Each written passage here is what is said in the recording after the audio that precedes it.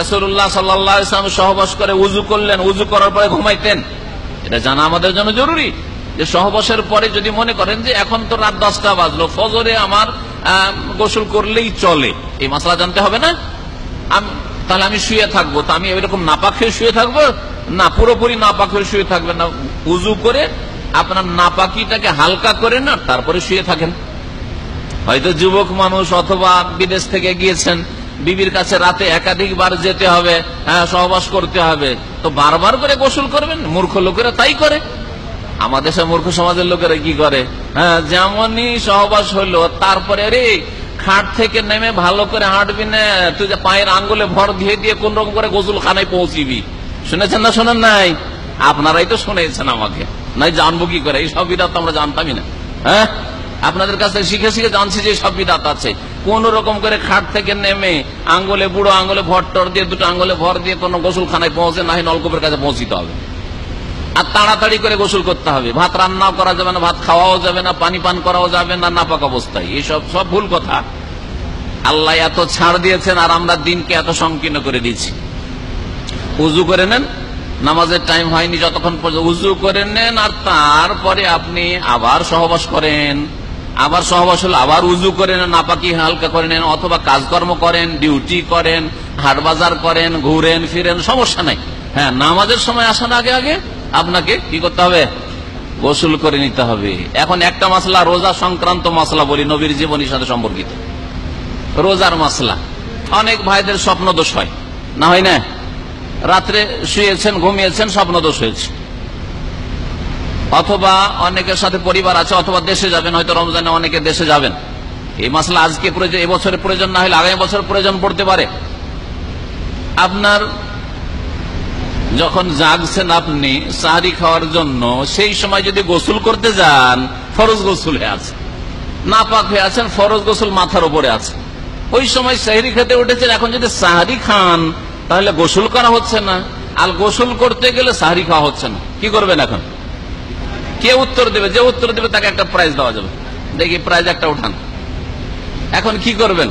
দলিল সহ বলতে হবে, শুধু ফতোয়া দিলে হবে না, কারণ বিনা দলিলে ফতোয়া দেওয়া হারাম। ইমাম আবু হানিফা রাহমাতুল্লাহ আলাইহি বলছেন বিনা দলিলে ফতোয়া দেওয়া হারাম। সাহরি খাওয়ার সময় হতে যাচ্ছে, শেষ হতে যাচ্ছে একবারে, ওই সময় জাগলেন আর স্বপ্ন দোষ হয়ে আছে, গোসল করতে দৌড় দেবেন না সাহরি খাবেন? যে দলিল সহ উত্তর দেবেন হাত উঠান। এর দলিল কি? কেন করবেন আপনি? কোরআনের একটি আয়াত, না রাসূলের একটা হাদিস, না নবীর আমল? কমপক্ষে আমল নবী এরকম করেছেন বলতে হবে। নবী করিম সাল্লাল্লাহু আলাইহি ওয়াসাল্লাম কানা রাসূলুল্লাহ সাল্লাল্লাহু আলাইহি ওয়াসাল্লাম ইউসবিহু জুনুবান ওয়া হুয়া সাইম। রাসূলুল্লাহ সাল্লাল্লাহু আলাইহি ওয়াসাল্লামের সকাল হয়ে যেত নাপাক অবস্থায়, মানে ফজর আজান হয়ে যেত, আর রোজা রাখতেন। তার মানে রোজা রাখার জন্য, নিয়ত করার জন্য পবিত্রতা শর্ত নাই। আপনি নাপাক অবস্থায় রোজার নিয়ত করে নেন, বোঝা গেছে? সাহরি খাওয়া সুন্নত, নিয়ত করলেই রোজা, ঠিক না? অন্তরের নিয়ত, নিয়ত পড়বেন না। আবার কে কে নিয়ত পড়েন? নাওয়াইতু আন আসুমা গাদান, কে পড়েন? যে পড়েন হাত তোলেন। হ্যাঁ, যদি কেউ পড়েন হাত তোলেন, আরবিতে যে পড়েন হাত তোলেন, প্রাইজ দিয়ে দেবো, অসুবিধা নেই, দেবো প্রাইজ। যেই ব্যক্তি এখানে এই ভাইদের মধ্যে নাওয়াইতু আন আসুমা গাদান পড়ে রোজা রাখেন, একটু হাত তোলেন। কেউ প্রাইজ নিবে না, এগুলো তো নিবেই না। নাওয়াইতু আন আসুমা গাদান বলে কে রোজা রাখেন, যদি হাত ওঠান তাহলে প্রাইজ পাবেন। হ্যাঁ, কেউ নেই, তার মানে প্রাইজ বলেন না। নিয়ত কেমন করে করেন তাহলে? নিয়ত কেমন করে করেন? নিয়ত কেমন করে করেন? অন্তর থেকে।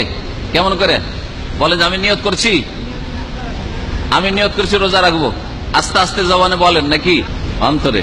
যেমন নিয়ত করে এখানে এসছেন ওই রকমই, ঠিক না? যেমন নিয়ত করে এখানে যে দিনের কথা শোনার জন্য একটু আগে ভাগে যায়, ঠিক না? ঠিক, এইটাও নিয়ত। নিয়ত মানে অন্তরের ইচ্ছা, অন্তরের সংকল্প।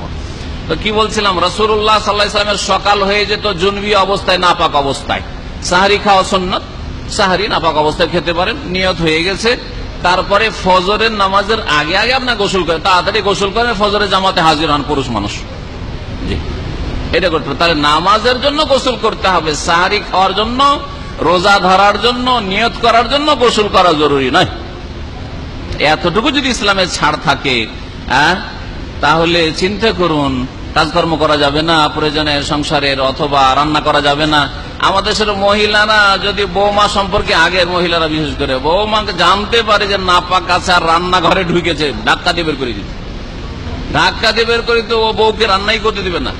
গোসল করে আয়, না হলে কিচেনে ঢুকবি না, সব বাড়ির বরকত সব শেষ করে দিবি তুই।